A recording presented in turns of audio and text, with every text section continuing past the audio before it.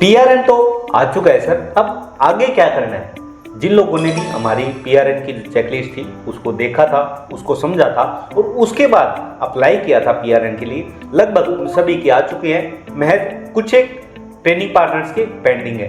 अब जिनके आ चुके हैं पीआरएन, उनका जो अगला सवाल है वो ये है सर कि पीआरएन आने के बाद हमें आगे क्या करना होगा। सबसे पहले तो आपको पीआरएन को एक्टिवेट करना होगा और फिर हमने जो आपको चेकलिस्ट दी थी DDU-GKY को अप्लाई करने के लिए, आप उसके अनुसार अपनी डॉक्यूमेंटेशन को करिए। ये समझ लीजिए कि कहाँ आप एलिजिबल हैं, कहाँ आपके पॉइंट्स कम हैं और उन पॉइंट्स के अंदर स्ट्रॉन्ग हो जाइए और उसके बाद आप उस पूरे प्रोजेक्ट को सबमिट करिए। अब यहाँ पर जो सबसे बड़ा डाउट आ रहा है वो लोगों का ये आ रहा है कि सर पर कैंडिडेट हमें कितना पैसा मिलेगा।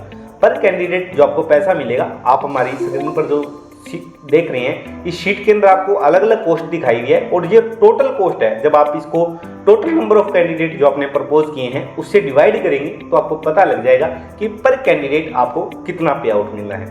जब आप प्रोजेक्ट को सबमिट कर देते हैं उसके बाद जो आपने फीस पे करी है उसकी रिसिप्ट आपको ऐड करनी होगी और पेमेंट की रिसिप्ट ऐड करने के बाद जब आपकी फर्दर डॉक्यूमेंटेशन चेक होती है, जब आपकी एप्लीकेशन को कंसीडर कर लिया जाता है, जब आप पहले स्टेज को क्वालिफाई कर लेते हैं, फिर आपको 1,25,000 रुपये प्लस 18% GST की जो पेमेंट होती है उसके लिए मेल आती है। जब आप वो मेल कर देते हैं उसके बाद फिर आपकी जो हेड ऑफिस है वहाँ पर स्वयं डिपार्टमेंट की टीम आती है, वो विजिट करती है, जो डॉक्यूमेंट आपने अपलोड किए थे उनके ऑथेंटिकेशन को चेक करती है और सारे आपके डॉक्यूमेंट्स को वेरीफाई करती है।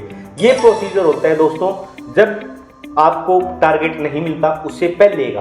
जब आपको टारगेट मिल जाता है, आपके डॉक्यूमेंटेशन से डिपार्टमेंट सर्टिफाई हो जाता है, उसके बाद ही आपको वर्क ऑर्डर इशू किया जाता है। यदि आपका फिर भी कोई सवाल है तो आप हमारे नीचे दिए गए मोबाइल नंबर या फिर हमारी मेल ID के ऊपर हमें कॉन्टैक्ट करिए और अपना सवाल पूछिए और अपनी बात रखिए।